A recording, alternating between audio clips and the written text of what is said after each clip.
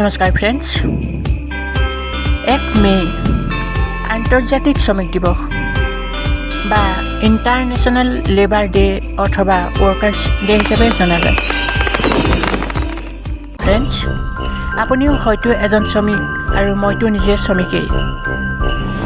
প্ৰতিজন লোকেই হয়তো এজন শ্ৰমিক, কিন্তু এই শ্ৰমিকৰ দুখ দুৰ্দশাৰ অন্ত নাই।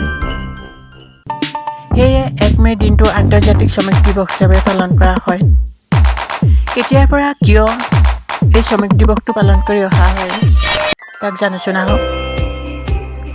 1886 চনৰ 1 মে'ত যুক্তৰাষ্ট্ৰৰ চিকাগো নগৰৰ শ্বেয়াৰ মাৰ্কেটত 8 ঘণ্টীয়া শ্ৰমৰ দাবীত এক বৃহৎ আন্দোলনৰ সূচনা হৈছিল আৰু উক্ত আন্দোলনত শ্ৰমিকৰ ওপৰত পুলিচে গুলী চলোৱাত 11জন শ্ৰমিক শ্বহীদ হৈছিল। পিছে যুক্তৰাষ্ট্ৰ বা কানাডাত এই দিৱস পালন কৰা নহয়। ইয়াৰ উপৰিও এই দিনটোত আৰু কেতবোৰ ঘটনা জড়িত হৈ আছে, যিবোৰ আঞ্চলিকভাৱে দিৱস হিচাপে পালন কৰা হয়। উক্ত আন্দোলনত শ্বহীদ হোৱা শ্ৰমিকসকলৰ স্মৰণত 1 মে দিনটো শ্ৰমিক দিৱস হিচাপে পালন কৰা হয়। ইয়াৰ উপৰিও 1889 চনৰ পেৰিছত আন্তঃৰাষ্ট্ৰীয় মহাসভাৰ বৈঠকত এটা প্ৰস্তাৱ লোৱা হ'ল যে 1 মে তাৰিখটো আন্তৰ্জাতিক শ্ৰমিক দিৱস হিচাপে পালন কৰা হওক। তেতিয়াৰ পৰাই বিশ্বৰ প্ৰায় 80খন দেশৰ শ্ৰমিকসকলক সুঁৱৰি শ্ৰমিক দিৱস হিচাপে পালন কৰি অহা হৈছে। ভাৰতত 1923 চনত লেবাৰ ফাৰ্মাৰ্ছ পাৰ্টি অৱ ইণ্ডিয়াৰ নেতা কনৰেড ছিংৰাবেলে ইয়াক আৰম্ভ কৰে আৰু তেতিয়াৰ পৰাই ভাৰততো ইয়াক পালন কৰি অহা হৈছে। ফ্ৰেণ্ডছ,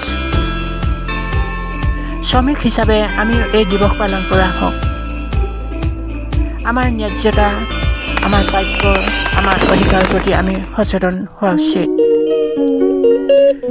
শ্ৰমিকৰ ওপৰত চলা মালিক গোষ্ঠীৰ বা শোষণ, অত্যাচাৰ, বৰ্বৰতাৰ প্ৰতিবাদ জনাই আমিও ইয়াক পালন কৰোঁ আহক। ফ্ৰেণ্ডছ,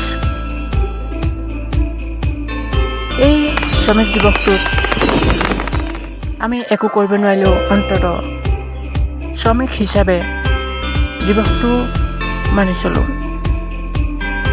আৰু আমাৰ প্ৰাপ্য, আমাৰ অধিকাৰ প্ৰতি আমি জাগ্ৰত হওঁ আহক।